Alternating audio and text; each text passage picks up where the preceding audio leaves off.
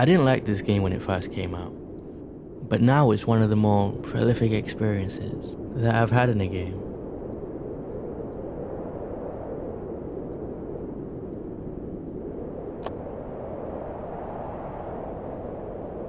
With Death Stranding 2 coming up, I decided now was the perfect time to revisit a game I always kind of wanted to give another chance to. And I'm so glad that I did. This game is incredible. It's one of those games, like The Last of Us 2,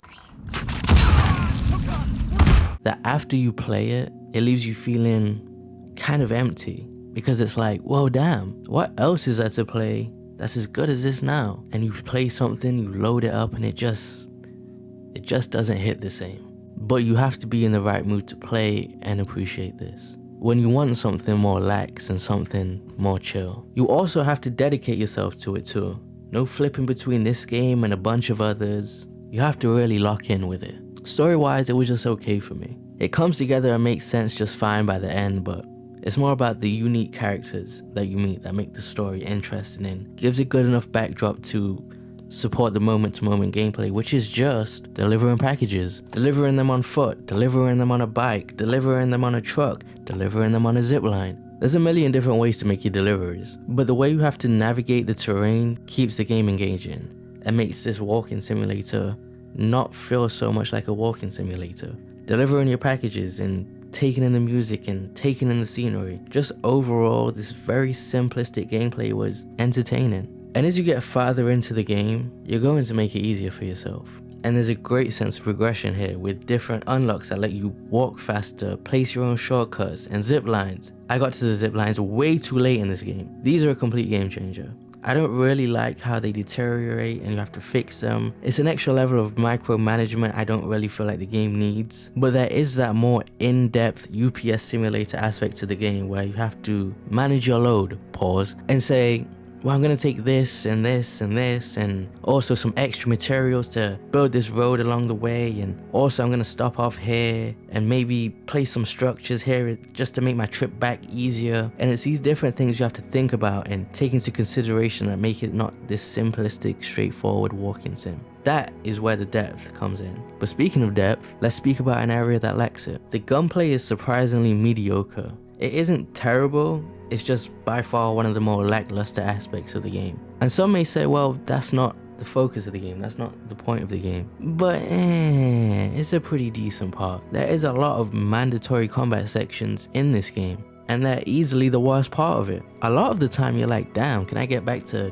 delivering my packages? And the BT gameplay is also kind of Sometimes it can be tense, sometimes it can be just flat out annoying. Can also be very inconsistent at times, just in the way that it reacts and the movements, and yeah. I also found talking to the owners of the facilities to be super dry. It's this game's version of the codex system, but here you're just talking to holograms, and halfway through the game, if it wasn't story related, I was skipping these every time. It just felt really dull. And then when you go to these facilities, it's also just the same animation over and over and over and over and over again, and it gets really repetitive. So that's another aspect I didn't like. There is definitely a difficulty spike later on in the game too, which I'm not going to complain about, but you notice it. It kind of comes out of nowhere as soon as you get into the snow section of the game. It just becomes a lot more difficult and it hits you suddenly, and you're like, whoa, I have to plan my journeys a bit more thoughtfully now. The visuals are incredible and really help set the tone and immerse you in the experience, but people downplay this aspect to the game quite a lot. They say, well, there's no NPCs really, there's no cars, there's no hustle and bustle of every other open world game, so it's not really impressive. Are you impressed by scenery and landscapes? And it's like, yeah, sure, because there's less going on than a typical open world game, does that allow for a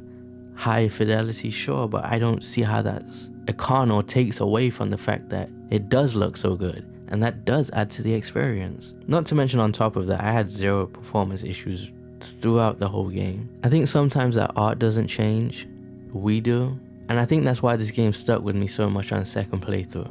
I think it just resonated a lot more because it came at the right time for me, when I wanted something more laid back and unique and different to anything that I've ever played before, and I just wanted to kind of take my mind off other things going on. And whilst I don't think that this game is for everyone, I do think if this game looks even slightly interesting to you, that you should check it out. It's already in the PS Plus Extra collection, so you can play it there if you have access to it.